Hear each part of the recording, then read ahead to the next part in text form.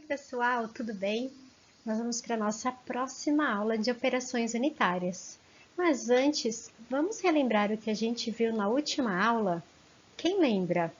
Pausa o vídeo e pensa um pouquinho no que a gente viu antes de continuar. Na semana passada, nós definimos o que é uma operação unitária, vocês lembram? Isso mesmo, é um equipamento que não tem reação química, onde só ocorre uma mistura ou uma mudança de estado físico. E nós classificamos elas de 3 tipos, vocês lembram?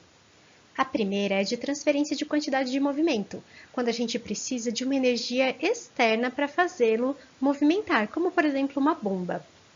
A segunda é a de transferência de calor, quando a gente tem uma mudança de temperatura no sistema, ou aumentando ou diminuindo.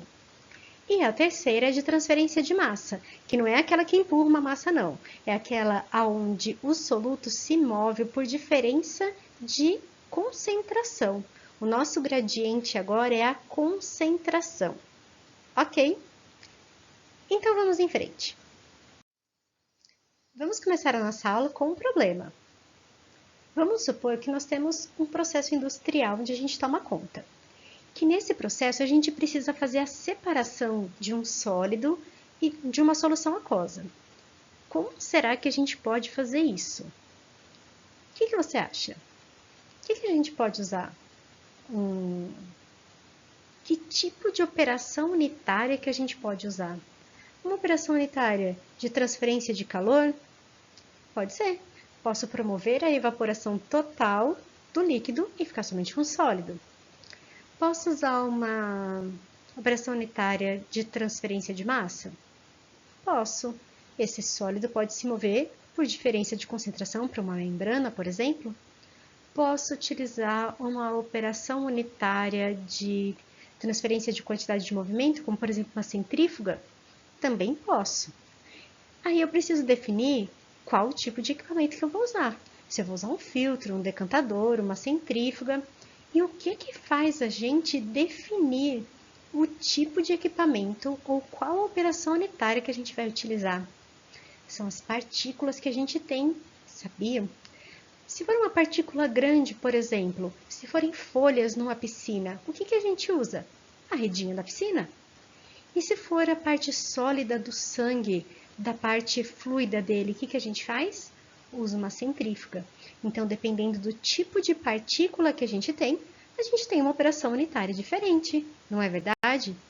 Então, a primeira coisa que a gente precisa fazer para escolher o tipo de equipamento é estudar o tipo de partícula que a gente tem. Por isso que essa nossa primeira aula vai ser sobre a classificação de sólidos. E como é que a gente faz a classificação dos sólidos? Bom, a gente vai classificar de 3 maneiras, quanto ao tamanho, quanto à massa específica e quanto à forma. O tamanho, nítido, né? Então, aqui a gente vê que nós temos partículas de tamanhos diferentes. Massa específica é a densidade. Então, se a gente tem um material homogêneo, ele vai ter a mesma massa específica ao longo de todo o caminho, né? De toda a sua composição.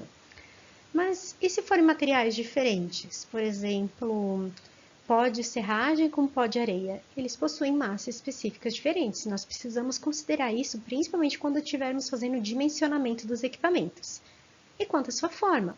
Por exemplo, aqui nós temos partículas bem compridas, estão vendo? Bem fininhas. Se a gente fosse pegar uma peneira e ela caísse de pezinho assim, mesmo ela sendo comprida, ela passaria pela peneira. Então, a gente precisa considerar qual é a forma que a gente tem do nosso material. Quando a gente classifica o material, nós também podemos ter materiais homogêneos e heterogêneos. Nesses 2 casos aqui, nós temos materiais heterogêneos. Por quê? Porque eles possuem tamanhos e formas diferentes. Poderia ser tamanho ou forma diferente, ou massa específica. Qualquer um desses 3 diferentes, nós classificamos o sólido como heterogêneo. Mas para ele ser homogêneo, ele precisa ter os E's, mesmo tamanho e mesma forma e mesma massa específica.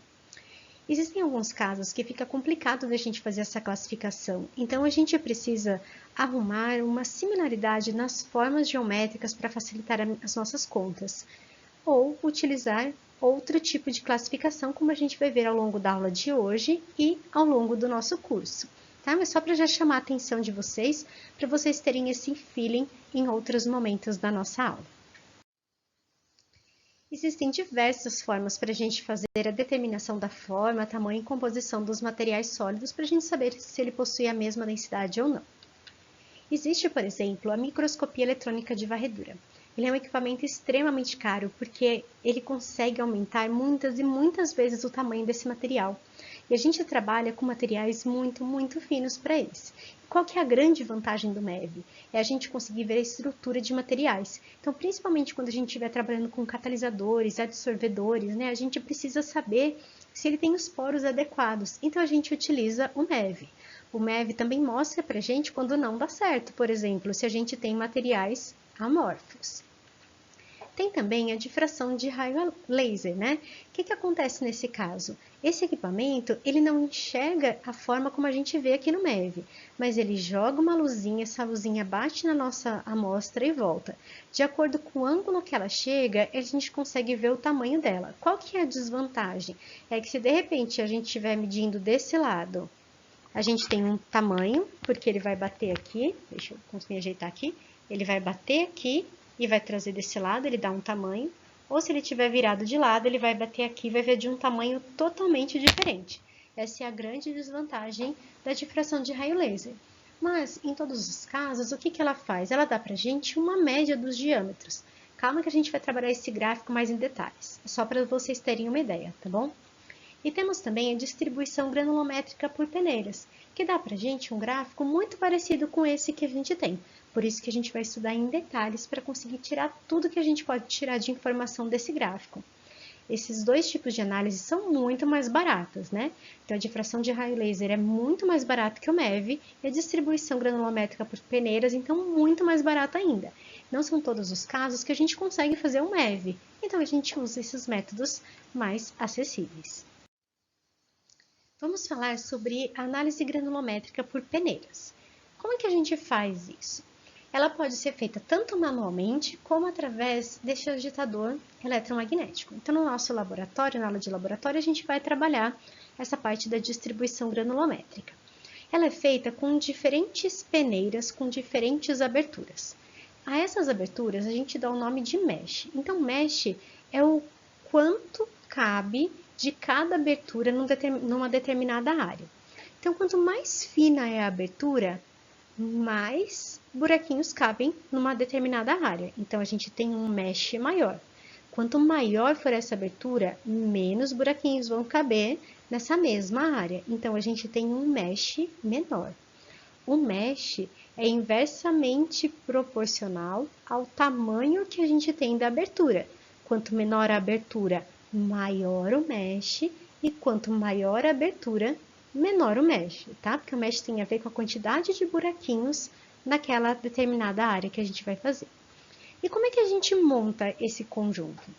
Vamos supor que a gente tem misturado pedra grande, pedra média, pedra menor e areia. Se eu colocar uma peneira em cima muito fininha, e colocar esse nosso sistema em cima, o que vai acontecer? Vai reter tudo, não separou nada. Então, eu começo separando aquelas partículas maiores. Coloco em cima uma peneira que tem uma abertura grande, para deixar passar tudo que é pequeno e segurar só o que é grande. A minha peneira de baixo vai ter uma abertura um pouco menor. Aí, ela vai segurar essa quantidade menor, mas deixou lá em cima grande, vai segurar embaixo um pouco menor, e vai deixar passar o resto.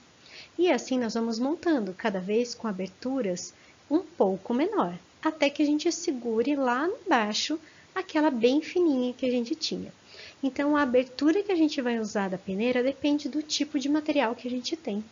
Eu posso trabalhar com uma quantidade muito grande, porque não é difícil fazer esse cálculo, e ter a classificação, ter a característica daquele meu material. Tem um material grande, o que eu faço? Eu pego com a redinha da piscina. Tem um material médio, o que eu faço? Uso um filtro. Tem um material muito pequenininho, o que eu faço? Uso a centrífuga. Então, a partir desse tipo de distribuição, eu consigo determinar o tipo de equipamento que a gente vai utilizar. Pessoal, o vídeo ficou muito grande, então eu vou dar um break aqui e vou começar no próximo slide.